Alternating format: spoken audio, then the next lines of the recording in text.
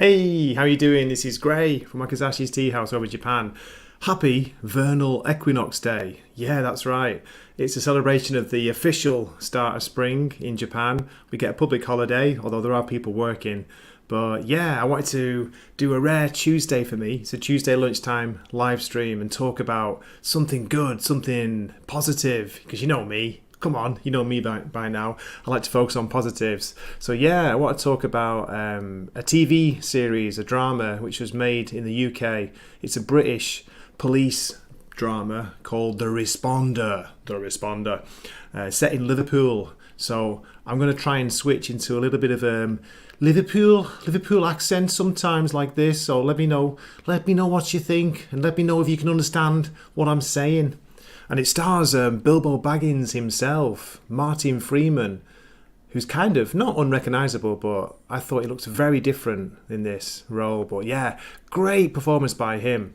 But before Greg goes on a waffle, it's too late, isn't it? I'm already doing it. We've got Angry Canadian in the chat. Jacob Ironside, great to see you. Okay, Jacob saying he likes the British Police series Line of Duty. Very good, very, very good. Yeah, I recommend that as well. Nosferatu the Vampire's here.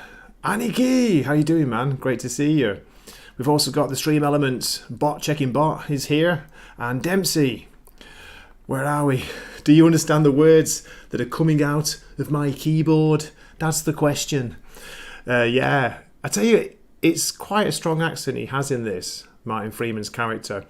And apparently, I don't know if this is true, but supposedly he studied for 18 months. Like he was learning how to speak in a Scouse, which is Liverpool, yeah, Liverpudlian, a Scouse accent. So it's different to where he's from, of course. Now, I have a kind of mild Manchester accent, not too strong, so you probably catch it more when I'm drunk, but it's northern, talk a bit like that. All right, how you doing? You good? But the Liverpool one comes more out your nose. It's very nasal and it's quite high. When you try to do it, your voice tends to go a bit high like this. As Nosferatu was saying, yeah, I do be scousing.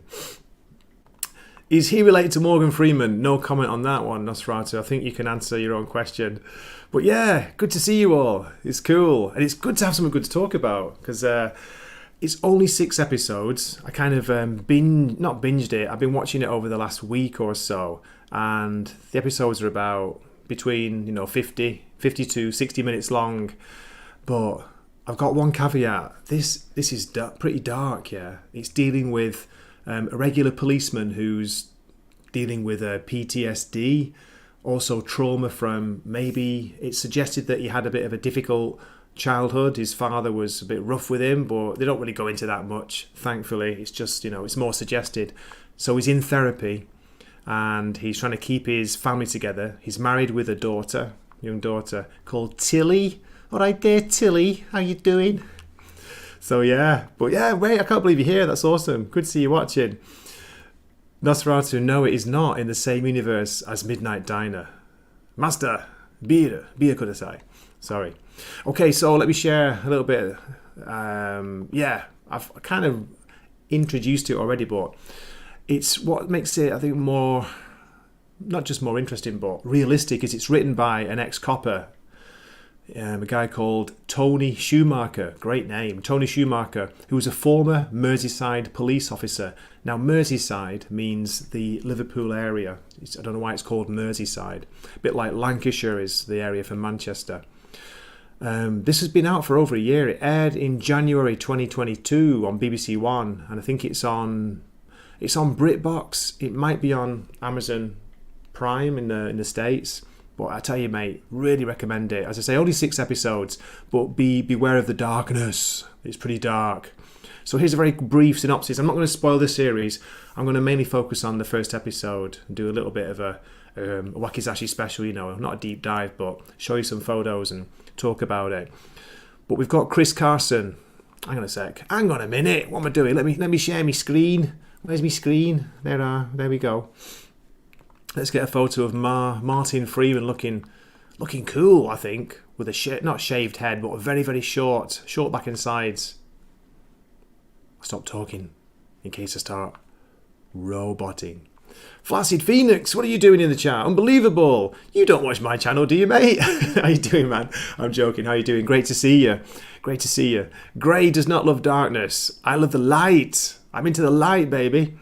So here he is, Bilbo himself, Martin Freeman, looking very different, very haggard.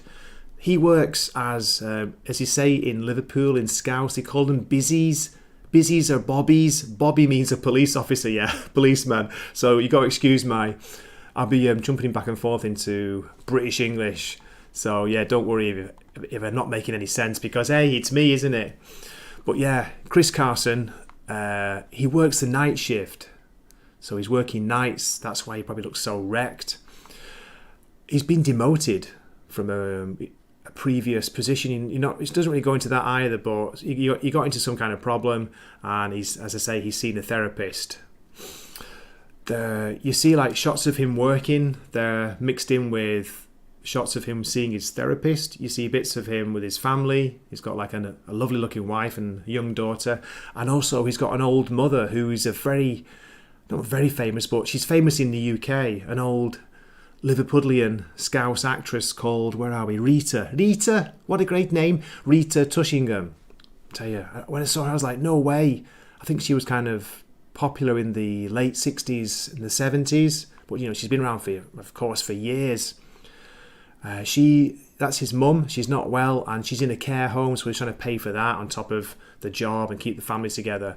And his best mate is a drug dealer, and he's kind of not working for him, but he's been helping him out a little bit, maybe giving him some information. So yeah, where are we? Let me go back to what are you guys talking about in the chat? Oh Jesus. Anyway, yeah, stop distracting me. No, I'm joking. So there we go, Chris Carson, Martin Freeman. We get a brief shot of Liverpool at night. Now look at it, it's only a small city. It's not a big high-rise city. There's a river, Mersey. That's why it's called Merseyside, I guess. You're on the side of the river. There's a big river there. You got the docks. You got two football teams, Liverpool and Everton, Catholic and Protestant. Big division there with the religion. There's quite a bit of an Irish connection too. I think a lot of Liverpoolians went to Ireland as well. But it shows him, just patrolling, going out on regular calls. It's slice of life stuff, but that's why I liked it. Maybe because it reminds me of home, going back. Liverpool and Manchester are not so dissimilar. Pretty similar cities, not too big, but a little bit nice area and dodgy areas like anywhere, I guess. But this shows the kind of seedy underside of Liverpool. It's the lair of drug dealers and crackheads. Well, not crackheads, but what do they call them? Bagheads. She's a baghead. So people on drugs, people get into fights, just basic, simple, domestic violence, that kind of thing, assault. So it's not like major crimes. You're seeing regular street crime. Angry's laughing at me, I guess. And I must do some of these comments in Scouse as well. We got Jacob Ironside saying, I grew up on British TV shows, so I can understand you just fine. That's good to hear. Nosferatu, come on, you used to watch as well, didn't you, mate? I'm sure you have. Tell you what, it's the other way around as well. I grew up watching things like Cagney and Lacey. Mum and Dad used to watch Hill Street Blues. Be careful out there. So yeah.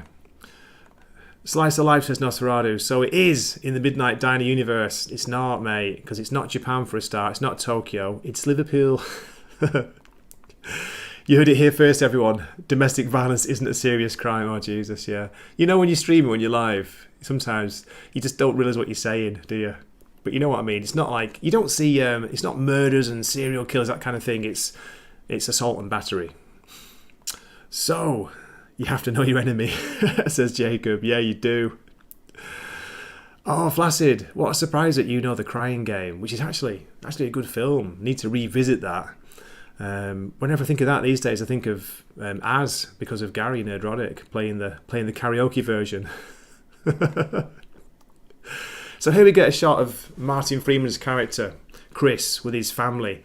Now, you see him waking up and you see the time is 5. So I was thinking, why was he getting up at 5 a.m? But then he looks out his window and it's light, and he sees his wife and daughter coming back, I guess from school. She's picked her up from school. So I was like, wait a minute. Okay, sure, it's 5 p.m, not 5 a.m. 5 p.m. he's getting up because he's working nights. So they're having breakfast and dinner, or they call it tea in England. Having some tea. He makes bangers and mash. Bangers of sausages. And he's having cereal because he's just woken up. And this is his wife. Oh, no, this is his daughter, not his wife. Jesus Christ, what am I saying? Cancel Wakizashi before it's too late. That's his young daughter, Tilly. Great teeth. She's got those great front children's teeth. And this is his wife, who's played by, as far as I know, I think she's a Swedish actress. I think she might have been in Game of Thrones, and I think she was in The Witcher, maybe season 2. You can let me know in the chat. Let's have a quick look. Her name is MyAnna Buring, or Buring. MyAnna Buring. Yeah, but I know the face. As soon as I saw her, I was like, I've seen her in a few things. Have a quick look here. It says she was in, oh my God, The Twilight Saga, Breaking Dawn, Part 1 and 2. She was in Ripper Street. Ripper Street. And The Witcher and Witcher 3, Wild Hunt, Blood and Wine. Is that the game, Nos? Nos, is that the game, Witcher 3, Wild Hunt, Blood and Wine? Because they haven't made season 3 yet, have they? Cool. So yeah, she's his wife. Where are we? Oh, dropping the waffles in for Gray. Thanks, Angry. Drop those waffles. What's this? Dempsey. Domestic violence isn't a problem, it's a solution. Woody Johnson, Brickleberry. I don't know what that's from. Is that a reference to a movie or TV or somebody got interviewed? And Sean Connery, yeah, Nosferatu. Sean Connery's was never averse to laying hands on, shall we say? Yo, Barmy, how you doing? Nice to see you. Great to see you. Looking good. Can't believe it. I thought there'd be nobody watching at this time because I know it's late for you guys, but I had to wait until Mrs. Wakizashi went off to teach at one of the community centres, the local, we call it the Kominkan, the local community centre where she's got an elderly class, believe it or not. They're pretty cool. They've been learning English for years, and they speak better English than me, especially with my accent when it goes into Scouse. Nosferatu saying Witcher Blood and Wine is an expansion to Witcher 3 and it's brilliant. Oh wow, cool. I wonder if you get to see her boobies then, or a bum. Let me know. Okay, thanks Dempsey. Brickleberry is an American adult cartoon series by Daniel Toshi. It had 3 seasons and is my wife's favourite comedy besides Scrubs. No way. Oh, that's cool. I didn't know that. I'll have to have a look. Thanks for the information. Okay, back to the, I say I'm focusing on episode 1. So we see Chris getting ready for work. He's brushing his teeth, and in the background there's a door with a bit of a hole or a punch mark or a kick mark in it. Maybe he's punched the door, and his wife has had a bit of a talk about it, saying we need to talk about the door. You need to share your feelings with me. I want to come to the therapy sessions with you. But Chris is like, no, I don't think they're doing me any good, blah blah blah. So we'll go out on the streets with him, night 1, and he's responding to a call of, I think, what is it? There's a big guy, and a big guy is threatening his next door neighbour because her dog won't shut up. Her dog's been like, it's yapping, I can't hear the telly because it's yapping so much. So he goes and responds to that. This huge guy as well. They come into it later on, but it's just basically showing his everyday, ordinary night on the job. And think about it, guys. There must be so much stress in this job, don't you think? What you get to deal with day to day, not just the abuse, which is, of course, it's part of the job, I guess, but having to, comfort people who've got, been hurt, been beaten up, comfort people who've lost a relative. Maybe they have to respond to sudden deaths, people who have been, have died naturally or whatever, not just murders. So they have to take on a lot, don't they? Jesus, is it worth it? And that question keeps coming up in the series. It's like he wants to do good, but he's struggling against these connections he's got. Best mate's a drug dealer. He's kind of been not working for him, but helping him out with a little bit of info. So you could say he's on the pay. Does that make him a bad man? But despite that, he's still trying to do good things and trying to help people. And he gets basically deeper and deeper into this big hole he's almost digging for himself. So yeah, familiar story. You've seen it before.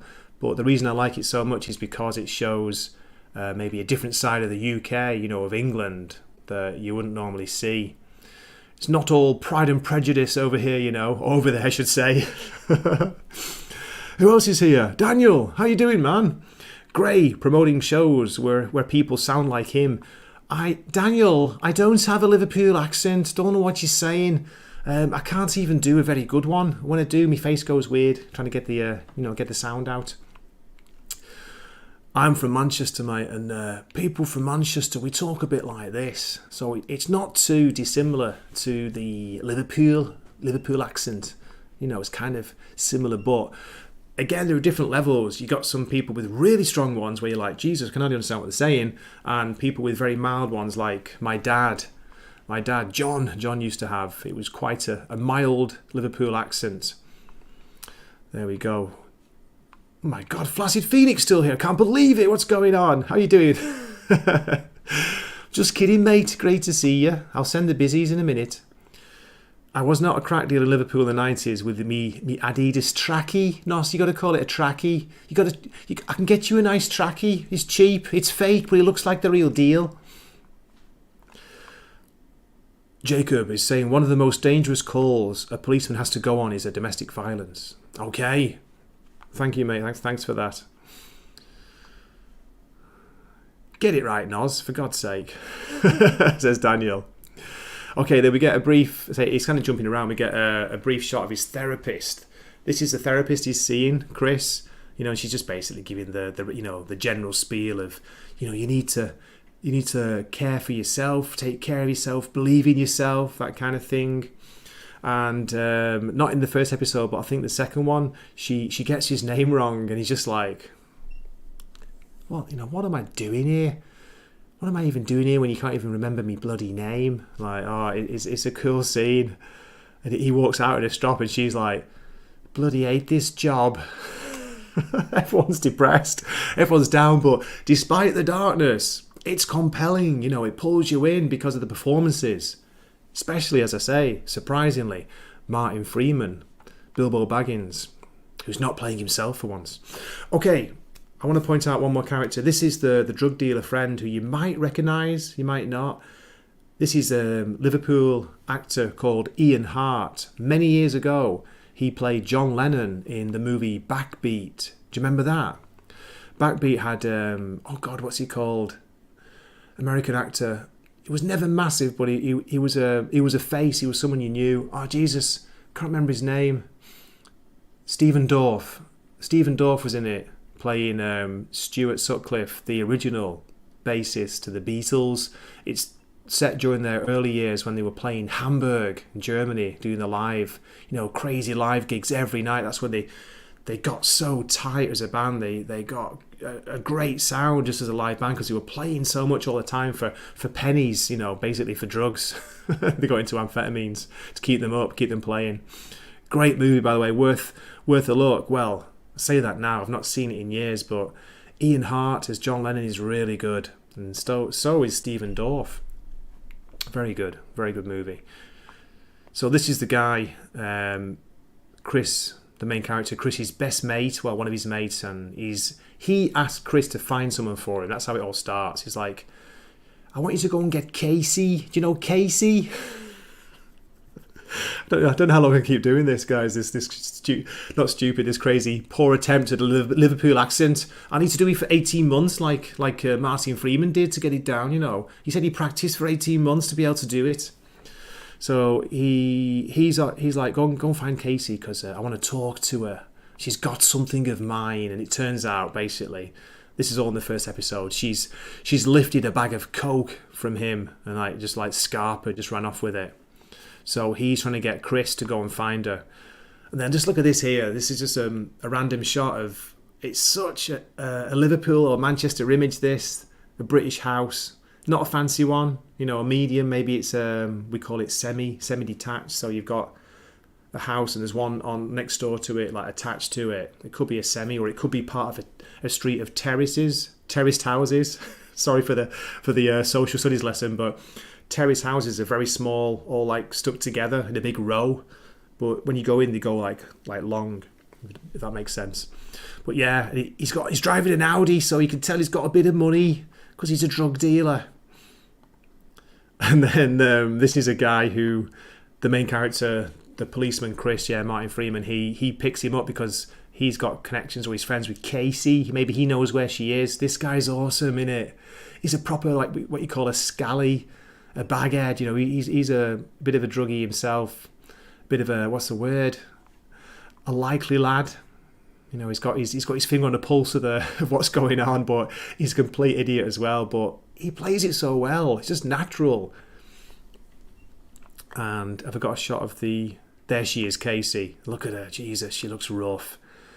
They do a really good job of making her look like, you know, she's on something. She's always got red eyes, really pale, got acne or spots, looks wasted, really thin and skinny.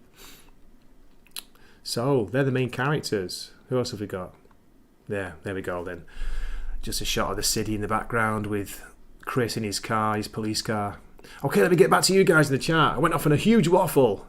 Hide the current comment. Is somebody here that I've missed? Stephen Ransom, how you doing, mate? Great to see you. I've missed like 100 comments.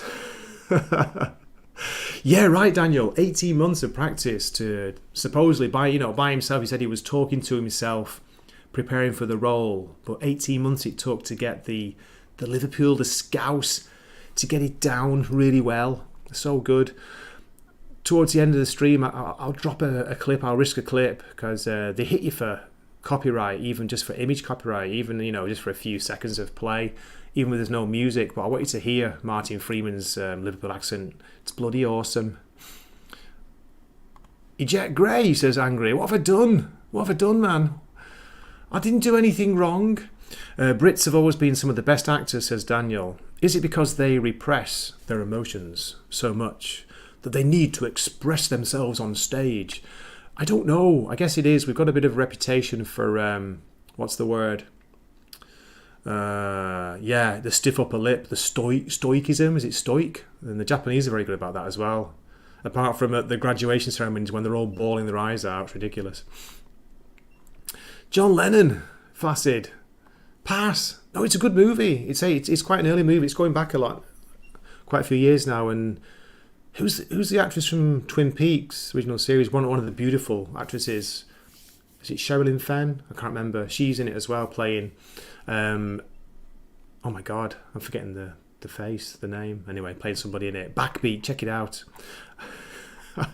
Missed 100 comments. Is that girl your cousin, Noz? Casey? Stephen, don't you dare put me in the AJ zone. Oh no, what's going on? Oh dear. I've lost it, haven't I? AJ's love, AJ's life, says Dempsey. Look, we all make mistakes on streams. It doesn't mean we mean what we say. Say what you mean, don't mean what you say. It's not the way it goes. And Monkey Jeebus is here. How are you doing, man? What are you doing? Nos probably has Yoko Ono Funko Pops. Oh, Jesus, Yoko. She broke up the Beatles, didn't she? It wasn't Paul or George or anybody else. It was her, right? What a thing to live down to or live up to. Breaking up the Beatles. Sorry, there's a squeak going on, guys. I think it's a table. I'll stop being so animated. The table's squeaking. Okay. Let me talk about one more scene here. He responds to... Chris, this character, responds to a sudden death, and he gets let in. There's an old lady, she's just died in a house, but it's such a British house, the interior, the decorating. I love this kind of stuff. Again, it takes me back. It's old lady's taste, you know. You got the kind of the sofa there with the covers, the cushions, the painting in the background, a vase or a vase. Do you say vase in England? We say vase. You say vase. You say vase in America?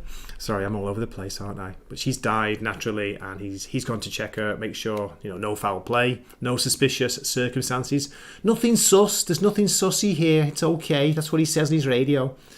But he starts going through his stuff, and then he lifts the cigarettes, a tobacco, a fag. Oh my God, I nearly said it. Not right, that was for you. Fagarilos. God, Jesus Christ. In England, right, British English, there's a slang word for cigarettes, but I can't say it because I'll get cancelled. It's fags, a packet of. Yeah, you see, you do say that. I'm not being stupid. I'm not being silly. It's serious. Do you have machines in England? We do. So he's like lifting the cigarettes, and there's some left over. Like, I think she was having a meal. There's some pea and ham soup, and he's waiting for the medic, the coroner to come, to check. He's just sat there drinking a soup while she's behind him on the sofa, dead. He starts watching TV. I shouldn't be laughing because it's not really funny, but it's kind of black. It's a black humour. It's a black comedy. There are comedic scenes in here which does alleviate the darkness. There he is having the soup. And there she is in the background playing a very convincing dead lady. Oh, a bit creepy that. Could you do that, in your job? Could you just go in and sit down and wait for the medics or whoever to arrive? The dead body there? I guess you have to, wouldn't you? It's not normal though, is it? Not in our regular work usually. And then, I'm not going to go on too long tonight, just a little bit more. There's a character here who comes into it, mainly from the second episode. God, I can't pronounce her name. Great actress. She's really good in the part, but she's got a bit of a Manchester accent, which makes it very interesting because they do play on that in the story. It's like, you from Manchester? Because Liverpool and Manchester are like not bezies, not the best mates, especially when it comes to football, to soccer.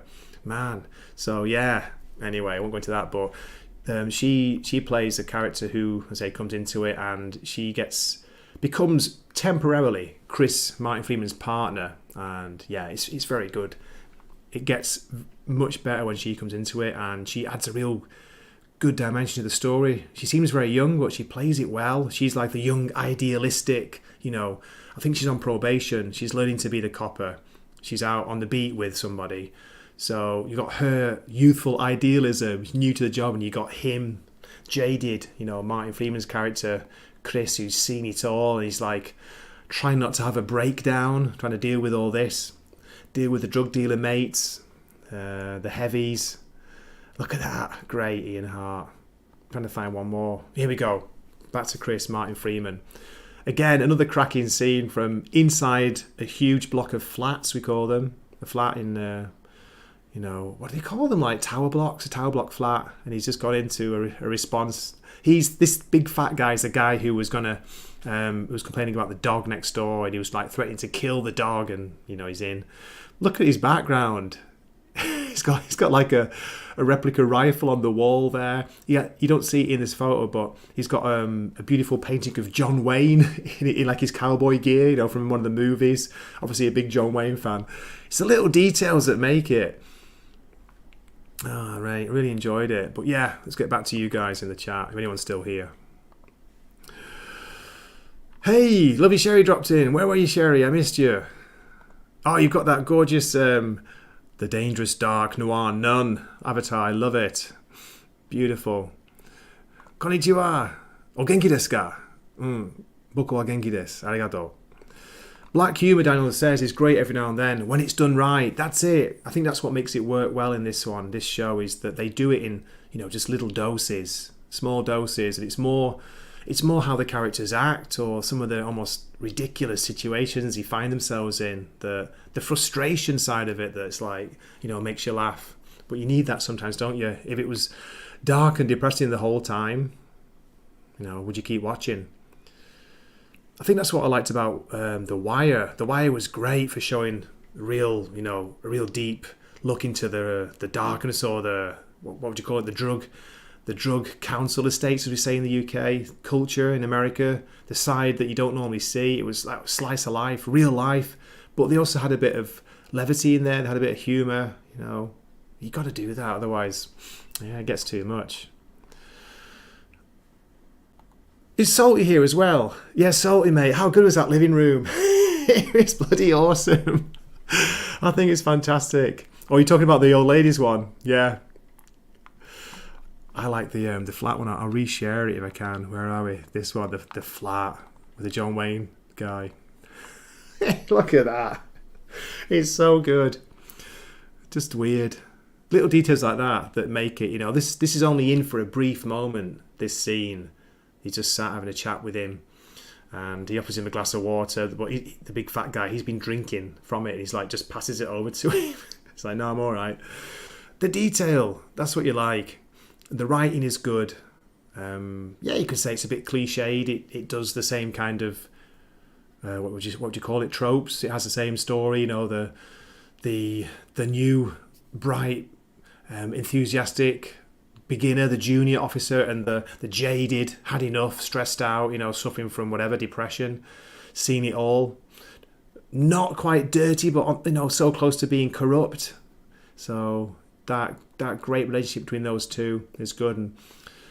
But you see in his actions, Martin Freeman's character, you see that he is a good man despite the bad things he's done. He's looking out for people, and he does try to help people, and that's what ends up making things go a little bit Pete Tong, as we say. Love that shot. Do I have any more? Oh yeah, there we go. I think this is the last one. So before I finish, this is the last shot of the first episode, and you meet his mum. This is the Liverpudlian actress Rita I was talking about, Rita Tushingham. If you look her up, she's been in all sorts of things, but she was more popular in, I'd say, late 60s, early 70s. But yeah, she's good in it too. But I think she was 80 or 81, and she looks the part. She plays it frail, but she's still got it. You know what I mean? She's still got the performance. She pulls you in with the performance, even though she's not in it much. And this scene here is awesome because near the end of the episode, you've got Chris, the police officer. He's confiscated a little bit of weed from one of the scallies, he's picked up, and he's rolling a spliff. He's rolling one for her. So I guess, for her pain or for something, because he's like, do you still want this? She's like, you could get in trouble, doing that. It's a great little scene. And we learn a little bit about his childhood, because he said, I used to roll cigs, for me dad. And that time when I dropped his backy pouch, and it just leaves it like left unsaid, but you can gather that, yeah, he's had a hard time. Sorry for the squeaks. It's this table. I'm gonna have to do something about this. Every time I lean on the table and get animated, it goes beep beep beep, squeaking away. Okay, just check the next photo is a Anko Mochi. There we go. So we always know we've come to the end of the slideshow when we get to the Anko Mochis. There we go. Now where are we? Let me get back to the stream. Salty, great to see you, man. It's been a while. I hope you're good. Hope you're Genki. Listen, I'm not planning to go on that long, but if anyone wants to jump in, you are more than welcome. That's pretty much the review. As I say, it's a huge recommend. Go and see it. I'll drop the link in the chat. No pressure. If you just want a very quick chat, let me know. Talk about Liverpool. If you want to practice your Scouse accent, you're welcome. There we go. Oh, Stephen, you can't see the table. Oh, good. That's cool. I'm glad about that. It could be Squeaker Mouse, says Daniel, hiding under Gray's table. I appreciate the review, Gray. It's so tough to find things worthy of trying. I can't remember where I saw it, Daniel. I think it popped up randomly on just some site I was checking out saying series you might not have heard of, which were good from the last couple of years. It might have been last year. Like a top 20, not the famous ones, but worth a look. And this was up there. And when I saw it was him, when I saw it was Martin Freeman, I was like, yeah, I'm going to check it out, especially with the Liverpool setting, because it's close to my home, close to Manchester. But yeah, maybe I enjoyed it more because of that. I've got the connection. I've got the, it takes me back, because I've not been home, guys, since before all the nonsense started, the whatever you want to call it, the thing that can't be named, the thing that was not allegedly made in a lab and released by chance. There we go. Come on, Nos, you can jump in. Do a big face reveal and like freak everybody out with your Klaus Kinski cadaverous face. I can't take the pressure. Yeah, check it out. Just give it one episode and see what you think, but it gets better. Oh, great. Someone's here. I think we've got Stephen. Stephen Ransom's here. I'll drop me earphones in the excitement. Should we see if we can get Stephen to talk in a Scouse accent? Let me add him to the stream. Hello there. Hello, sir. couldn't get my camera didn't come up, so I wasn't going to bother. Otherwise, it would have been like a whole reset thing. But accents are fun, and it drives me kind of crazy how crazy some people get. What was the whole story with Robert Downey Jr. and Sherlock Holmes? That he went bonkers. Like he had like a year of training so that he would never screw that accent up or something. It was like, I didn't really hear that. I know he has a good one in the movies, but I didn't know. That's good to know. Yeah, he did some sort of rigorous training because he's all about anything but drugs, I guess, at that point. So, yeah. trying to stay off it. Wow, the perils of a former addict. It must be hard. I can almost understand that, Stephen. Yeah, I mean, I used to hang out with a lot of NA and AA guys, and that was the whole thing. They would either get into bodybuilding, or they would get deep in, like, psychotically involved in their art or their craftsmanship or something, or they'd start remodeling their house like a wackadoodle or whatever. But yeah, they do that replacement. They're just as addicted as before, just not to a substance. More to an activity. Yeah, that's a good call, isn't it? Yeah, you need to find something else to replace that, as you say, that addictive activity. Find something that you can really get focused on. The big accent thing for me is My Fair Lady. Oh, yeah. Geez, that takes me back, Stephen. Because he's like literally an accent ologist, I guess. What is Rex Harrison in that movie? What is he? He's like almost a fictitious trade or something. But yeah, I have no idea. I can't remember exactly, but he like developed phonetic systems that broke down every dialect on every street corner in London, turn of the century. It was like, it was magic time. Of course, it's almost like surreal what he was actually trying to achieve. He could tell you down to a street corner where you lived by your accent. Like, that's the kind of expert he was at the time, which is madness. Very Dempsey saying bad accents are way better. And Stephen, I can't do very many. When I try and do an American one, it's just laughable, and it's a typical, like, what do you call it, Southern American, like, really bad one. The Walking Dead accent. Yeah, kind of like the way Americans do Australian. It's like We're going to start talking about the barbecue and shrimps and Fosters and just bad accent times. It's caricature accents. No bloody worries, mate. That's why I love Brad Pitt. It's like that was the best choice he could have ever made, that he played a pikey. Oh God, yeah, that was amazing as well. Fresh is hurt. And who doesn't know what he's talking about? What's the difference anyway? There's no reason to worry about. It's like, what did you just say? No reason to worry about it. One more time. No reason to worry about it. Because like, what are you saying? He obviously studied it. You could half argue that he's just being stupid. He's messing about. He's almost like joking it. But no, I reckon he studied that hard to be able to do that. Mm-hmm. That's not easy to pull off. I've tried a few times just to try and so that maybe I could bring that Brad Pitt character to a stream every once in a while, like have him have an opinion. It is not an easy accent to pull off. I mean, you got to have dialogue pre-planned or something. Great to see Courtney in the chat as well. Shout out Courtney, and Lady Belfire was here. Courtney, you're welcome to jump in. We're just chilling now, just talking before I wrap things up. Stephen, apparently you're on a streaming marathon. Is that right? I was just over on the ejection stream, which, Gray, if you can figure out how to make the timing work to make that happen, that would be absolutely a fantastic thing for you to experience.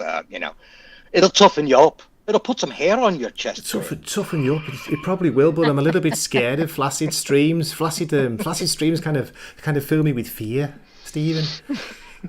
Don't really be such a pussy. Oh my God. Actually, as soon as I think I may have brought you up or somebody else brought you, everybody, it was unanimous. I mean, Zax, Flaccid, AJ, everybody was just like, oh my God, I would love to see Gray on an ejection stream. It would just be absolutely classic. But, Roman of the Empire's been on there. I saw that, 1 week. So it's a lot of fun. If you could ever swing it, that'd be fun. And you know what? $10 will get you off in 5 seconds. You could just have your wife call in a super chat and kick you off on purpose if you get really scared. So I'm out of here. That's right. Somebody help me. I'll pay you back. What's your Hey Zach, how you doing? Good to see you. Zach's shouting out, where did this come from? I know it's a random one, mate. It's Tuesday, 2 p.m. Well, 2:10 p.m. It's a holiday here, as Angry Canadian knows. So we're celebrating the vernal equinox, Stephen, which is basically spring. The spring. 12 hour. Is it 12-hour day, 12-hour night? Something like that. Is it a national holiday? Yeah, it's a national holiday. Good It used to be a them. big thing See, here. Japan's still keeping to their roots, man. They still keep to that organic, earthbound faith, like more natural religions in Japan. Yes. touching on the earth more as the earth as a deity.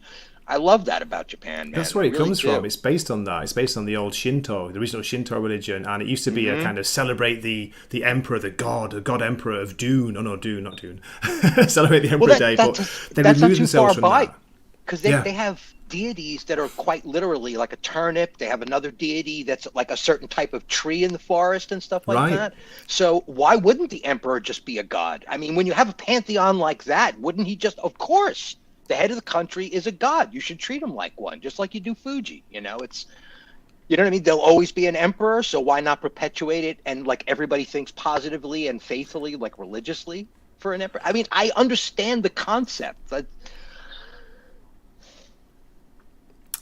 Just laughing at the comments in the chat. I don't think so, Daniel. I would not dominate the ejection stream. There's no chance. I don't even know how it works, Stephen. If you say something wrong or something rude, you get kicked out. Or I know there's 3 rules. There's 3 Okay. rules. Okay, the 3 rules are no Funko Pops, no singing, and no simping. Oh, no simping. Oh, that's me out, isn't it, straight away? The simping one is what's been getting most people. The other 2 are pretty obvious. Like, most of these guys are not going to come on. So we need more musical people to come on, I think, perhaps. Maybe like a 70s rock fan, if he were to get on there, he might accidentally start singing, although he's not really a singer. But the simping thing is the real difficult part. And then you got the super chats come in, and people can get kicked off that way. And then there's Gator's bloodlust. Gator's got this bloodlust. He loves tossing people out the window. So there's that too. That's another danger. So I just don't like the look of your face, mate. You're booted. I don't like. It's just like, you know what? It's been too damn quiet around here. That's it. Just pick a number. Anybody pick a number. You're out of here. That's it. Wrong number. You're out. Stephen, just as random, we had a recommendation from Dempsey in the chat of the series recommendation for a movie called The Party. Is it from the late 60s? I've lost the comment now, but do you remember that? Peter Sellers pretends to be a guru from India. Oh, okay, right. Oh, definitely. And that's basic. And he goes to a Hollywood party. Sounds very PC. It's Sounds comedic perfect success for modern day success.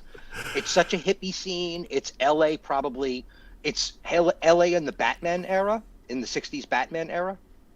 That's when the party takes place. So it's that kind of like goofball, Harold and Maude kind of tone. Oh, yeah. I remember film. Harold and Maude, yeah. Yeah, with like the tongue-in-cheek is actually saying some very serious stuff, much the way like South Park gets away with it nowadays. But back then, a hippie movie could say a lot of really groovy stuff, and nobody would even bat an eye because you didn't take the whole thing seriously. It's a comedy after all. So there was a lot of that kind of stuff going on as well. It's great. It's great. Dempsey said you've got to act like you know what everything is no matter what. Okay, I got it. Yeah, exactly. He just plays. He's basically Peter's. He's Inspector Clouseau, but as an actor, right? He's like almost everything's an accident, and he's just saying stuff that he thinks might work, and the crowd is just so gullible that they just eat it up. Right? It's a statement about gurus in general that it's like it's all bullshit. It really doesn't matter. They're just looking for funding, just like everybody else. Oh, I thought you talked about Flaccid Stream. Oh, joking. No. Joking. It kind of is, though, isn't it? No. Dempsey, in that movie, there's a bartender, and I actually met him in, what was it, 2003 or 4? He was really, really old, and his Actors Guild card is in the 2 digits. Oh, wow.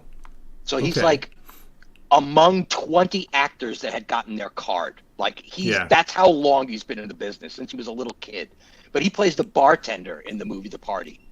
I actually met him on the streets. It's crazy. He was hanging out at Starbucks, just chatting away. Very, We've got very gleeful man. Courtney saying her favourite movie is Harold and Maude. He just brought that up. It is. It's a magical movie, man. It's a magical movie. And she's a pistol. She is the definition of a pistol. If you describe somebody as a pistol, it's Maude. I haven't seen it in years. No way. Good stuff. Yeah. That's cool. Wow. I was going to try and share a brief clip, wasn't I, before I finish things up. Let me just get to the Amazon Prime page. Take a risk, Stephen. I want you to hear his accent. And I wanted to shout out your choice for this Friday, right? I'm understanding that The Long Good Night is going to be this Friday. Yes. That is an incredible LA noir set in the 60s or early 70s, I think it is. And well, you want to take a look at old school LA, that's a classic movie because it's down to earth like French Connection, right? The camera's very pedestrian. It's on the street on a camera work. It's not pumping anything up or painting anything over. It's gritty, just like French Connection would be, or Bullet, or whatever. I haven't seen it in years, Stephen. It's so good. I know it's good, and Elliot's brilliant in it. I remember that. He's good. He is, and totally serious. He's not playing anything for comedy. The comedy is accidental because what he just said is friggin' funny as hell, and it's not playing anything for laughs. It's totally part of serious. that is the director, isn't it? Robert Altman. He kind of has that style where I'm just going to put it in the chat. The Long Goodbye. It's 1973, Stephen. That surprised me. That's my birth year. I was like, holy shit, 1973 when this came out. That's great. That's fantastic. My youngest brother is born in 72, so that's crazy great. We are getting old. We're getting to that age where it's like 10 or 15 years between us barely matters. I know, right? I mean, I've met 62-year-old guys, and we're chewing the fat like we went to high school together. It's hysterical. So, share the audio. Okay, let me see if we can do this. Here we go. Is that showing now? I see it. Let's have a little bit then, just a little bit. I'll do a couple of pauses. Sure. Let's get his accent. All right, we'll try something different. I want to talk. Of course. Yeah, but I can't.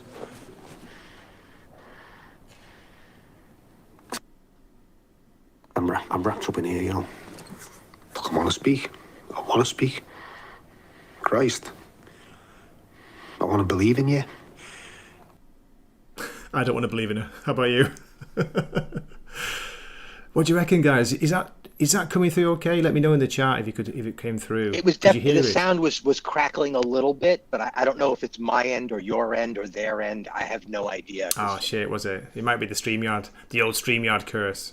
Well, it could also be that if you're pulling it from Paramount, that the sound is already got a little bit of crackle in it because of some filter that they're doing. Who knows? Just who knows? Like I came on, I was able to pop on last 3 days. My camera would come right on. This time, no camera. So maybe it's the international. Maybe West Coast to Japan is having an issue with it. Who knows? Just who knows? But I like what he's doing with the accent. He's really relaxing. He's just allowing himself to kind of relax his mouth, which is really hard to do because you want to be very focused on whether or not you're executing it properly. But he's not doing that. He's very relaxed now. Even though he's playing really nervous and uncomfortable, his mouth is just very relaxed when he talks. It just kind of falls out. It's great. Good stuff.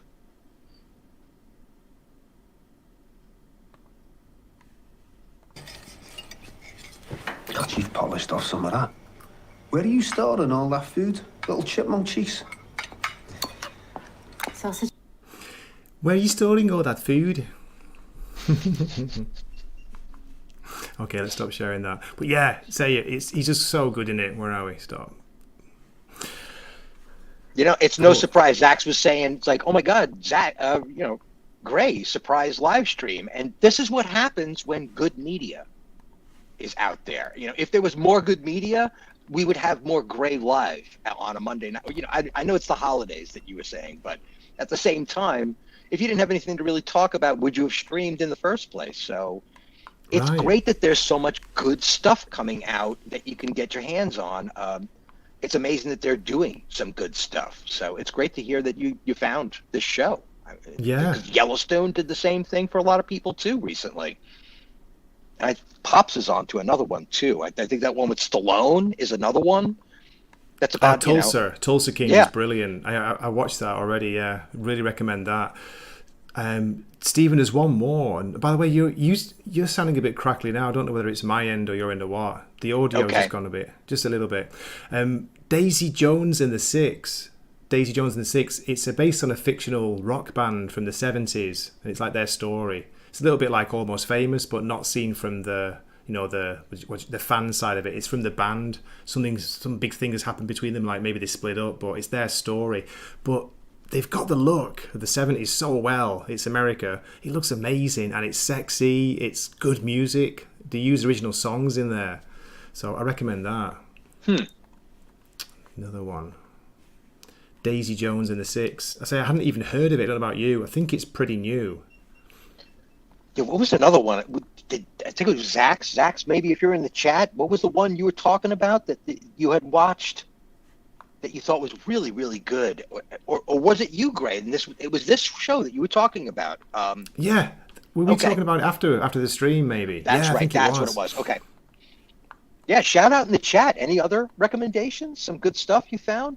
Kicking around the recommendations list on a channel, and you're just like, wow, this is a really tight show, and give a shout out to the distributor or the streaming channel. Daisy Jones and the Six. There we go. It's based on the best-selling New York Times novel. It follows the story of a 1970s band fronted by two feuding yet charismatic lead singers. You got Daisy Jones and Billy Dunn, and apparently the two actors, it's their voices. They use their voices. They're singing all the songs, and they're pretty good. Surprisingly, pretty good. There we go. Do you think album worthy? Like, is the soundtrack really, really tight, or do you think there's a DVD out there or something, or a CD? I don't know. They might have been. I think they might be releasing it, or they might have been released. No idea.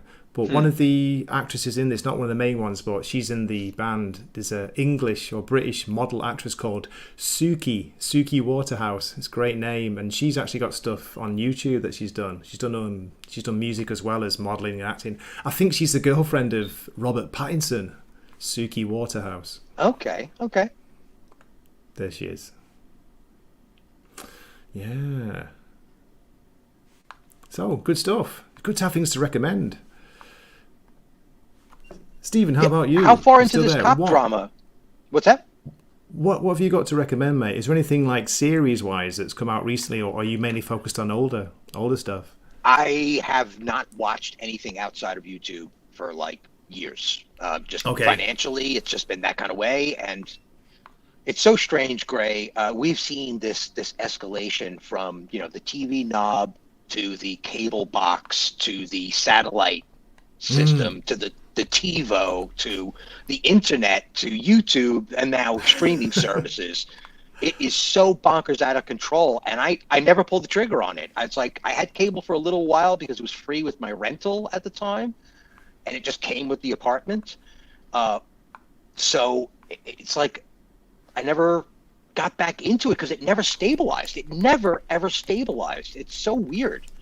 And it's still not stabilized. We're still getting all kinds of bizarre nonsense going on. But no recommendations that I know of, but it sure is great to hear some exciting news from about some shows. Just this last, 5 months, there's been some really cool stuff coming out. And somebody else mentioned something. This new Mario game has got a lot of people really, really excited, and for the first time in a long time is part of the quotation, usually. Okay, sorry, mate. Just Courtney's going to switch something, maybe audio. She's dropping in. She's coming in, Steve. We're going to have a bit of Courtney action. Okay. Yeah, check that trailer out, says Dempsey. Check the trailer. Are you talking about the where are we? Oh, Sisu. Yeah, mate. Dempsey, I've heard of that. It's a Finland. Is it a Finnish movie? It looks like John Wick or Mr. Nobody, that kind of thing. Oh, okay. Yeah, that's cool. We saw that one excited about Wick too. Yeah, that's sounding very good, isn't it? The new one. Yeah. Very people excited. And it's great. It's like a whole bunch of channels started reviewing the first 3 movies, which is always great, so everybody can catch up. It's almost like back in the old days, the way they would rerun the original parts of the franchise, so that when the new movie came out, you'd be totally up to date. Like cable channels would do that. So yeah, it's great that the YouTubers are getting a lot of traffic from the content, and it's good fun content to talk about Wick. I mean, it's to talk about Wick. It's such a great character, and what a great franchise. God bless them. Every one of them. All the stunt guys, cinematographers, set builders, fantastic. Gun control guys, gun handlers. It's great stuff, man. Everybody's earning money. Good to see. Oh, she's popping in and out. It's popping in and out again. Here's one as well that Ureb Army is recommending. I've seen this. Alice in Borderland. It's on Netflix. It's a Japanese serial. Definitely worth a look. Yeah, a little bit violent, a little bit crazy, but very interesting and well-developed characters. Well-written characters. Yeah, this is great. Is that an animation, or no? Is it's a live action. Okay. It's based on a manga. I think it's based on a manga, but they've it's like say live action. It's got a little bit of a Squid Game feel to it, or what's that old movie, The Cube, where people are kind of trapped and got to find their way out. There's that kind of idea of you're not an American random production. No, Japanese. Okay, cool, Yeah. cool. That's another thing too. That streaming. This is why it's so hard to pass judgment on the whole thing, right? We're concerned about Disney, we're concerned about Paramount and Warner Brothers and all the other ones. But at the same time, would we have ever seen Squid Game in the old paradigm? Would it ever have come to our attention because it was a foreign market? And so this global market is actually bringing stuff that we never would have seen. Would we have even have known about RRR 20 years ago? If it had come out 20 years Probably ago. not. That's a good thing about it. It's weird, Stephen. Sometimes I feel like we've gone like a big cycle, because I remember when I was a kid growing up and we had some Japanese like TV series on. They were dubbed, of course. They weren't subtitled back then. It was all dubbed like in poor dubbing. But we had that, and then, as you say, for years, then you didn't get anything really. And then now it's mainly because of streaming, as you say, that you got access to all these Japanese, Korean, Indian, Filipino, even Vietnamese, all different countries, like series that you would never have a chance of seeing normally. Yeah, Finnish, Middle Eastern, Israeli. There's like a Scandinavian whole ones too. bunch of TV stations now that are completely accessing, and Netflix is making a lot of that possible, as well as some other companies too. I mean, Hulu's doing their job, and what is it, Pluto and UV or whatever the heck? There's like a dozen different TV channels that you could grab. Streaming wars. They talk about the streaming wars because it's become like that, hasn't it? There are almost too many now. Stephen, do you see it's going to is it going to become like cable again? It's going to be one, you're going to pay for like... Oh my God! It's like, how many laminations of payment plans are we dealing with? Like, right? I mean, you've got your account on your cell phone, your internet connection, maybe a YouTube. Like, you're paying the $9.99 so you don't get commercials, right? So you could download stuff. You're paying that, and now you got dozens of streaming services. It's still. They need to figure out some sort of a one-way pass system. Yeah, where that's it. You pay a fee to the U.S. marketplace, or you pay the fee and you add the European marketplace as well. Everything else is pay-per-view, but you can access Apple One through this because they pay a residual to them because you accessed their channel and watched one movie on Apple Plus and walked away. Yeah, something. We got to do. You got to figure out that this is not going to work. In this economy, how the hell can you afford 20 different channels at this point? 30 different channels? Just to address a quick super chat, Flaccid Phoenix, you're still here, I can't believe it, and thank you so much for supporting the channel. I don't believe Nosferatu would ever recommend that film to you, mate. Come on, I'm sure you found that by yourself with no problem. Oh God! Abomination AJ did. It's kind of hard to tell sometimes. I wonder what happened to that. I wonder if it's even still on the service or if it's still there. That's a French movie, though, isn't it, Stephen? I heard it's still available, but very hard to find. You got to like scroll through. It's like it's being throttled. It's not recommended. It's if you don't search it a certain way, like the full title with the name of the director or some nonsense, you can't find it. Like they've got it kind of blocked. but it's still up on the channel. People have found it on the channel. So let me drop a very quick clip for Flaccid. Sticking with the British accents, we've got to have a bit of British. Old man British, here we go. But I was going for a minute. No man's put me down yet. You had any training in the martial arts? was that Gomez from the Addams Family? No. Courtney, how you doing? Hi. Hello, Courtney. I'm doing well. I'm just trying to figure out how to set this up for the so I could be on camera. I tried to get my laptop going and it's not doing anything, so I'm trying the iPad now. Which the camera works, but I don't want to hold it up, so I'm trying to make a little, setup to make it stand. Have you guys met before on streams? Just asking. Yeah. Yes. Yeah. Okay, sure. I knew Stefan. He's good people. Yeah. I think He knows actually a lot about you're lots of one of the things. entry points into the community that you kind of hang around with too. I mean, I think I went on your channel because of somebody else, and that's how I met Hoff. That's how I met Pete. I mean, I didn't even know about Creepy Pete until I met you. So it's funny how that all works out. I think it was through Snowdub or one of the puppet channels that I bumped into you for the first time. Yeah, that's probably right, because I used to, my puppet used to go on there a bunch, but my hands have been messed up, so I can only Oh my hold God. the puppet for so long. It's really pathetic. Urabami, it's a thank lot you of so work. much. I appreciate it, Urabami. Thank you. Gifted a membership. Sorry, Courtney, go for it. Are you in memberships now? I gotta get a membership. Yeah, I know. Can you realize believe that. it? I can't It's believe so anyone even wants to exciting. join. Join the dojo. I remember the fabulous day when you made it to 1,000. That was so exciting. I felt like I was a part of it, kind of. That was I was amazing. there. Yeah, that's really cool. I'm so proud of you. That's super awesome. Yeah, you've come a long way, man. Come a long way. I remember the small beginnings and everything. It's just so funny. You've stuck with it. Good for you, man. Thank you. Yeah, I remember the small beginnings, and can you believe it? It'll be 2 years in June, so I'll have been doing it for 2 years. But we hit the 1,000 thanks to everyone's support on Christmas Eve, believe it or not, or I think it was the day before Christmas Eve. That was fantastic. What a great, I'm going to say community. What a great fellowship of friends we have on here, Stephen and Courtney. That's what you guys are always talking about. That it brings people together, and everyone helps each other out. Yep. It's like the only reason I made it through isolation and stuff during like a couple of years of isolation. For real, just having people like this community, that was a major. Well, that was all to plan, my dear. Dr. Evil does not screw around, darling. This is exactly why the virus was released, was to get the YouTube community functioning. I was bitter. I was a little bitter though, because I was isolated before the pandemic, and then all of a sudden there was all this like accessibility, and I was like, "What? This was like available all this time, and I didn't know." No, Yeah. crazy. Noporial, sorry, mate.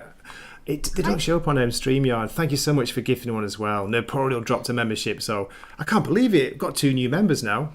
Hey. Hi, Nerdy, or I used to call him Nerdy Poo, but he doesn't like it. But it was like Pooh Bear, not like Pooh, you know. Nerdy Poo. And so he likes it was like a term endearment, but he likes Eeyore better, so he's Nerdy Eeyore now.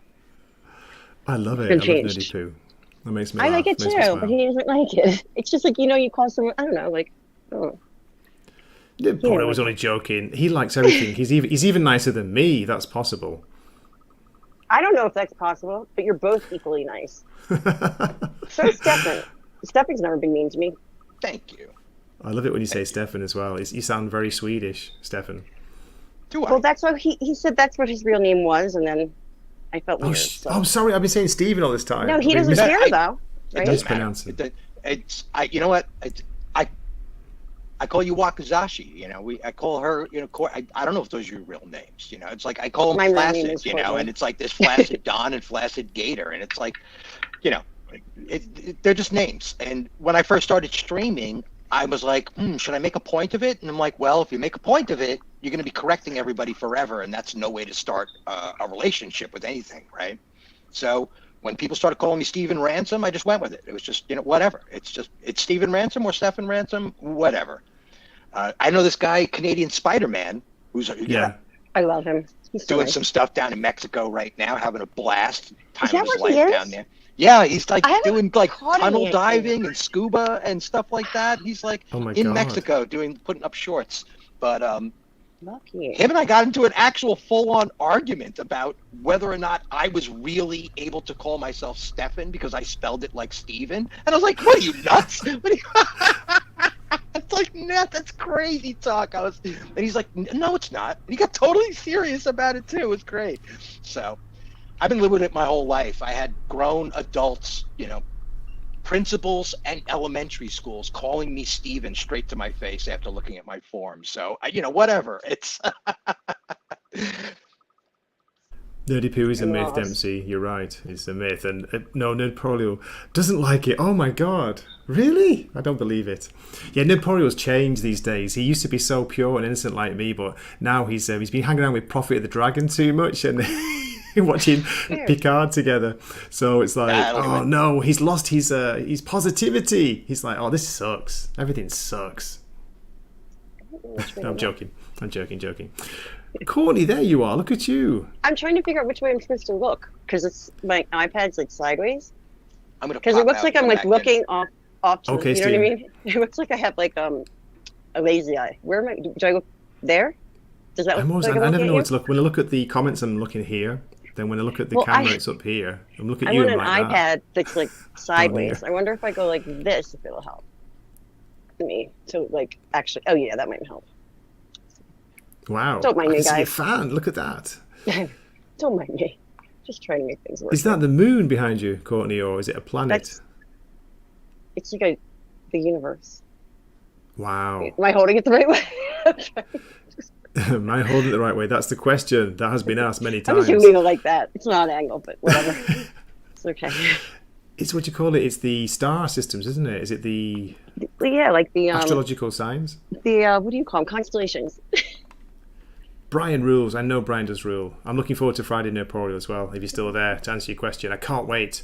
Friday. There's going to be more Picard, and there's going to be a review of The Long Goodbye, the Robert Altman version of the, is it Chandler? Raymond Chandler's novel.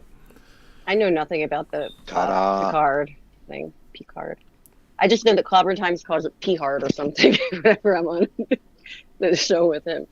I have no idea about it. Yeah. But it's a mess. That whole friggin' thing. It's and all they've done is just divide the community now too, which makes it even worse.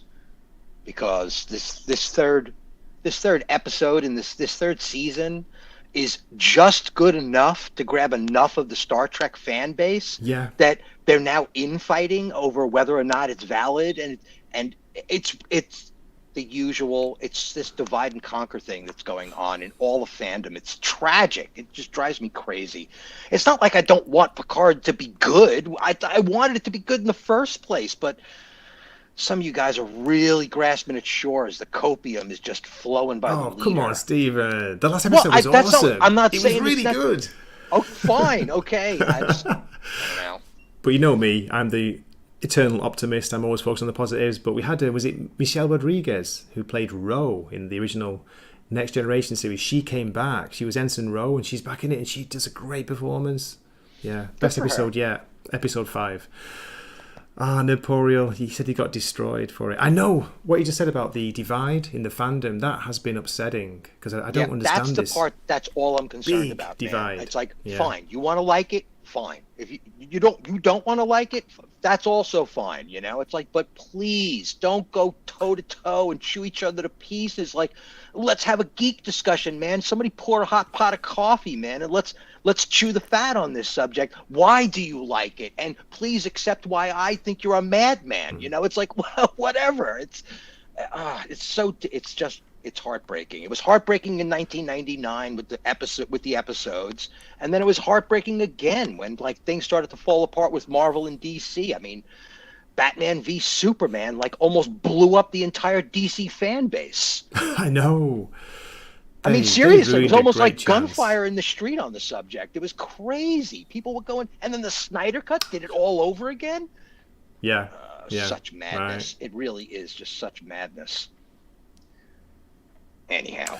What's it all about, Courtney? Alfie? Sorry. Courtney, are you still there? Disappeared for a second. Oh, Sorry, by the way, Gray, stop. you know the go for it. Go for the it. elevator shaft in The Long Goodbye that he takes back and forth to his apartment in the hills. I vaguely remember know- it because it's been I've years. actually visited that house. No way. I know exactly where it is in Los Angeles. It was a trip and a half to see it in its contemporary form. It's bare bones to what it used to be, but knowing that that's where they filmed that scene where like he walks across and all the girls are living together and like doing aerobics in the apartment, he's like, oh man, that it must have been such a wild time in LA back in those days. It must Can have been only crazy imagine, town. Stephen. Yeah. Good night, your barmy. I'm going to Night. call you your barmy forever, not Yure barmy, because your barmy means like you're crazy. Are you barmy? And the barmy army I is the... think that's the point. That's what I've heard people call him before. That's I'm going to go with that. Great to see you. And don't here's understand. Courtney. And yeah, I'm back. trying to figure out things on the. I don't know how to work an iPad. Told me. Wow. Steve Yeah, Jobs is just spinning in his grave. He's like, how is that possible? It's We supposed to tested be it across easy. all of I mankind. don't It's even have new one. for me. Well, it seems like, it's a lot like my phone. If I'm streaming on my phone instead of like a computer, so I'm trying. I was trying to make it like a. I saw some options somewhere where you could like split screen it, so that I could have like this here and then like the chat there. But I can't figure it out, so I'm just looking at us. That's it. And I can't tell where to look still, so I feel like I'm It's looking separate at lazy eye. applications. The split screen is only for separate applications, and only some low-level applications that don't require a huge amount of memory will allow you to duplicate. So you can open up Like two YouTube. files I could have like and the look YouTube at two of them open. side by side, but you could not do two YouTubes. It won't handle it. Good night, Jacob. Thanks for watching, mate. I'll speak to you at the weekend, Jacob. Looking forward to that. Night, Jacob. And we've got Nerdporial walking the mean streets of Chicago as he listens. Nice. Good to hear. Chicago can be dangerous. Be careful. Chicago can be like Philly sometimes. Chicago can be like Earth sometimes. And I'm totally Guys, eating, sorry. these references are going right over my head. I tell you, What? seriously. What references? Chicago can be like Philly's. Like, what does that mean for someone who grew up in the UK? Yeah, that's true. Crime. Is it Well, dangerous? Well, any city has a dodgy area, doesn't it? crime. That's what I was talking about Yeah. before. Yeah, exactly. Yeah, That Chicago was has kind some of my pretty point. ghetto parts. Philly's like all ghetto parts, but nowadays it is. Yeah, I it's apologize for eating. How about where I you're living haven't eaten all now, night. you two, Stephen and Courtney? Whereabouts you live? Is it rough? Is it dangerous where you are, or is it okay? It gets a little sketchy at nighttime where I am, but nothing like Philly is. Like it's just late at night. During the day, you see like there's a lot of like homeless. Like it tends to be like a younger crowd here. There are a lot of like kids on drugs basically, right. Oh. and but it's daytime and they kind of just stick to themselves. But at nighttime, when I would like walk my dog when my dog's here with me, I do get sketched out sometimes. Maybe it's just me getting older too, and I haven't lived in a city for so long. Because I was in a mountain, like a really mountain town before this. There was like no crime at all. So I'm like an hour from Denver now. So, but it's still a city. Stephen, how about you? I'm living in Los Angeles, and in a pretty urban area. I mean, like I'm a walking distance from a major hub in the LA subway system. So, Wow. and like a major intersection. So, like it's like living in Manhattan, where I'm living right now, like or at least on the outskirts of Manhattan. But I live in a place called Koreatown, and the Koreans. We talked about this. Sorry, I got excited. Go They on. do not stand for much nonsense going on. It got pretty bad when everything got locked down and it got a little messy, but it has cleaned up. There's every weekend, like one or two religious groups from the Korean community will be down at the subway station passing out good faith. And I'm talking about Buddhists, I'm talking about Christians, I'm talking about, but like whole communities, like making breakfast for the homeless and stuff like that. Like it gets really, but a couple of blocks in any direction outside of that area, it gets like she was saying, it gets a little dodgy. Like you're saying, it gets a little dodgy. It certainly feels uncomfortable. I don't know if I'd want to do an exploration all by myself in the dark, because Yeah. it's just too easy to roll somebody. Hmm. I mean, even in Philly growing up, I've been mugged twice in my life. It's just something that kind of happens. You know what I mean? Like it's happened to pretty much anyone that's lived in the city. But For out some and reason, out the older I dangerous, get- like Robin Hood dangerous? No, I don't. That maybe downtown LA during there's a couple of blocks that are quite literally completely taken over by homeless shelter, by homeless tents. like Kensington and in Philadelphia. Have you I ever guess, seen videos of that? It's I'm trying to think of crazy. like the areas along the river, maybe in 60s London or something like that, where it's just everybody's just in a doorway because the business is closed and it's not, nobody's really living there. They're just in the doorway 24/7. Those areas have been said to be flat out dangerous to go down, and that the cops have regular morgue duty like every day in that neck of the woods. So yeah, it's bizarre. It's a little bizarre, but there are dangerous places like that in LA, in any major city, especially now with all the nonsense going on. Even in Japan, I'm lucky where I am because I'm in a very small town. You know, the biggest news we had recently was somebody. It was a foreign teacher, like someone like me, basically. A foreign teacher punched a Japanese guy out when he was out drinking. That was like big news. He just punched him. A teacher? Yeah. I think it was late night. I think there's more to the story than meets the eye. You know what I mean? I think. Yeah, maybe like a little bit of like It's a Wonderful Life kind of. There's more story to it than right. Doesn't like a teacher's husband punches out George Bailey. Oh right, I forgot about that part. Yeah. But you know, it's. I love even small the big, town news like that, man. It's hysterical. It's like, Stephen, that was like a even big deal. Tokyo, Osaka, you know, the famous big cities. You feel safe walking through the streets at like 3-4 in the morning. It's so weird. It's such because I grew up in Manchester. I've been in some dodgy areas, not too bad, but it's just so different over there. Over here, it's amazing. Okay, just to give you an idea of what I'm talking about, in Koreatown, at the height of the lockdown, right when people just started coming out for the first time. Okay. I was attached to a patrol group that would just walk around neighborhoods and offer assistance to anybody that might need it, because the police were just not on duty and we were just coming back, and the streets were actually a little crazy because people thought they could get away with all kinds of weirdness. So there was that. And during that time, I also bumped into 2 or 3 religious school groups that would go out picking up trash once a weekend. Wow. And they would do... Sorry. Go ahead, Court. I just wanted to piggyback on what you were saying about the no police thing. At one point in Philadelphia, and it happened to me when I was back there, the 911 system was down. They had no way to call for emergencies, nothing. There weren't enough police officers. God, so I can really? relate to that. Yeah. Yeah. Continue. I didn't mean to straight up. Yeah, no, Big I'm Sunday. just saying that it is possible. That's what I've always admired. The first time I heard that the students in a school clean up their own classroom, I was just like, because you're building that respect. It sounded so Japanese to me too. It's like, if you can't clean up the school, then you don't respect the school. And if you don't respect the school, then how are you going to learn anything, right? So it's like that whole thinking is just being embroiled. It's like, sweep your own corner.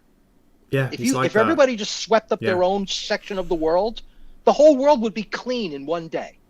Just stop where you are and just clean up the area 3 feet around you. The whole world would be spotless in one day if everybody did that. So you still oh gosh, I hate this angle. I don't know which way to look, but you still see so vain. No, it's like now I You lost my probably think the earpiece. song is about you. But I don't feel like I'm talking to you guys. It's very confusing. Well, that's the same with me. I'm looking at you now, but where are my eyes on the screen? I'm looking at Courtney, and now I'm looking at Stephen. I'm probably I looking just down. lost the aren't I? thing that goes in the ear thing. You know what I mean? Go back. So like I can't stick it in my ear. I'm a disaster. Anyway, I forgot what I was saying. It's Courtney. Don't mind me. It's even crazier. The Japanese students serve the lunches. They serve the lunch as well. They tidy up as well. We clean the school. We clean the classrooms. We clean the corridors, the gymnasium. The idea is it's supposed to teach them, when they're living on their own in the future. I know it Life sounds skills. stupid, but how to Life clean skills. a window, Yeah. how to clean things properly. It's funny Of course, because they don't like it. They're like, no, I don't want to do it, but they do it. They still do it. Right. It's funny because I worked with special education for a while. Right. And when I worked at the high school, we primarily worked with the severe needs kids on life skills. Like we taught them cooking. We had them doing laundry. We had them cleaning, doing anything like that. And it was so funny. We used to say that all the regular students should really have those classes as well, because a lot of them don't know how to do laundry. Their parents did it for them. Our kids knew how to do laundry. They could, and we also would send them to work with the janitors like a semester a day, not a semester, one period during the day, or like an hour, so that they could learn about how important it is to clean and stuff like that. Yeah, I would take that a step further, Court. And I know that Gray, you're into teaching. You do teaching, and so does your wife. And this is not for. I think that an entire curriculum, including art, science, history, right, all the mathematics, could be taught in the framework of home economics. You could learn Absolutely. Volumes and measures. You could learn about thermodynamics through cooking. You could learn about commodity by making an outfit out of a certain parcel of cloth, right? It's all those home economics. My niece learned all of her math skills through knitting in a Montessori system. I was just a Montessori school system. Music is a big one. I used to incorporate math when I taught music, because music is math. So even when in my early teaching career, when I was doing elementary school music, but I was teaching them just basic rhythms. And they do the rhythms with the sticks, but I do like a quarter note, half note, whatnot. And we were learning math the whole time. Right. It made them past what they were doing. Just because they could understand it based on the notes. I feel like teachers should be doing that no matter what. But they're not. You know what I mean? But that's just something that I feel like they should be. So Good home teachers economics could also teach you subpar. about banking and financial responsibilities as well, because How much do you have to buy for this you have recipe? a budget for your you could make your table an apartment, right? 3 class members or 4 class members are all living together, so that's you have a budget at the beginning of the year, and you got to keep. So all of these things could literally be taught through home economics, and that's the one class they're not teaching any of the kids right now. That's really interesting, because that is one thing we did at the high school also. Yeah. We were really close to downtown, because it was a small little rural town, and we would give the kids $5 each, and they would plan their recipe, and they would go down and they would buy what they needed to get, and that they learned, it was cute, because sometimes they'd go down there and they'd have something for $15, and it's right. We're gonna start like this, but it's the same thing, and they're doing that for the kids that they think aren't at this normal level, or whatever they what they want to say. I don't ever believe it. I think they're smart, like anyone knows, but but they're not doing it for any of the regular classes. I hate to use those the terms, but I'm out of practice. It's 2019, and my last job was pre-K, so I'm not really hip with the politics of how to say everything right now. Whatever. Yeah. Okay. Yeah. No worries about whatever. That's a good way to finish things up. Shall we wrap things up, guys? Sure. And Courtney, sounds good. This has been Hey, great. Brandon. That works. Brandon, good to see you dropping in here. Good to see you, man. Awesome one as well. Nice to see you. Yeah. Awesome one. So before we finish, I guess it's time to shout things out. If you have anything coming up, I don't know. Courtney, how about you? I am tonight. It's nice that I have I can actually be on here and talk, because we don't have any. I live in Airbnb right now, and there aren't any people on the floor tonight. So my channel, Expertise Fellowship of Oddballs. Typically, I do Friday nights, as you know, Gray, late night Johns. But I've been unable sometimes to do it because of people here. But I'm not going to be in this place for much longer, so I'm kind of up in the air. You'll see. I'll advertise when I do stream and or surprise people. But I'm always on Sunday Night Geekery on Mark D with a C's channel, and it's only talk and roll on it's 70 back 70s rock. Yeah. That's on Mondays, and Sunday Night Degree is Sunday night. So you'll always see me there. You see me this coming Monday. So. Thank you, and thanks for coming in. I appreciate it, Courtney. Last minute as usual. I'd be talking Grace, to the chat if I could.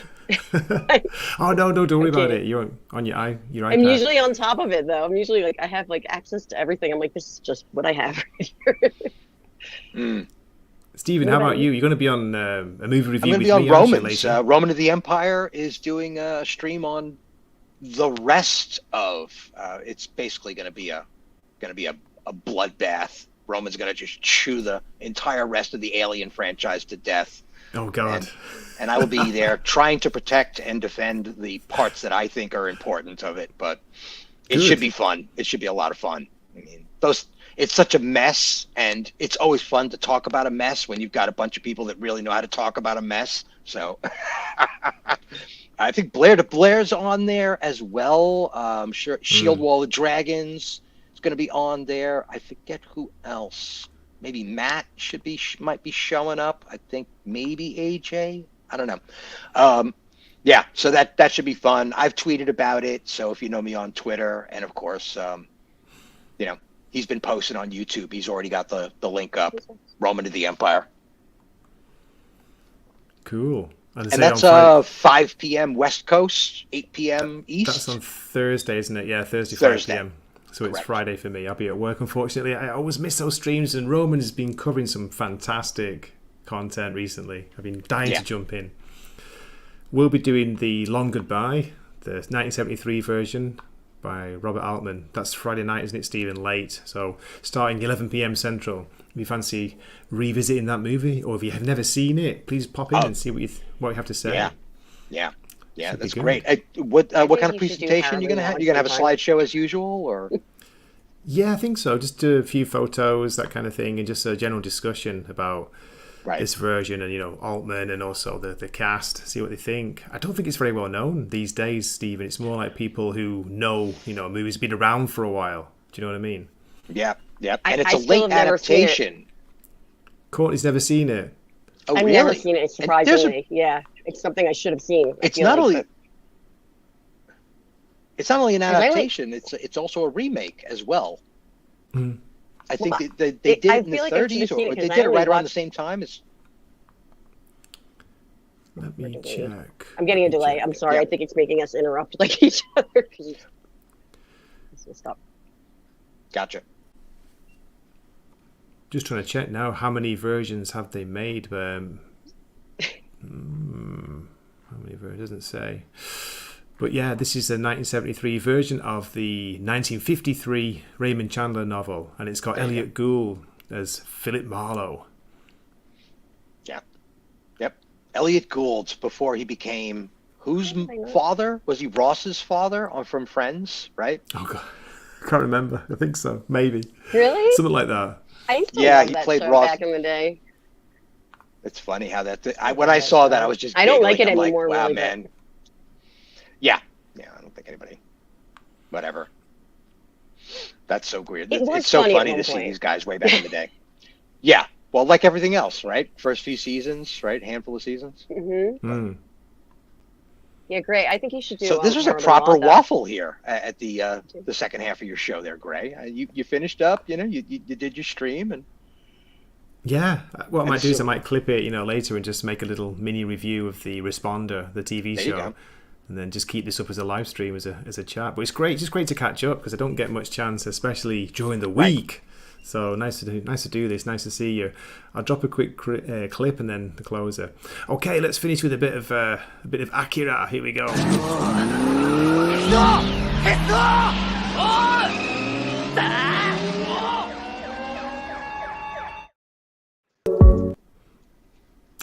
Good night. Good night.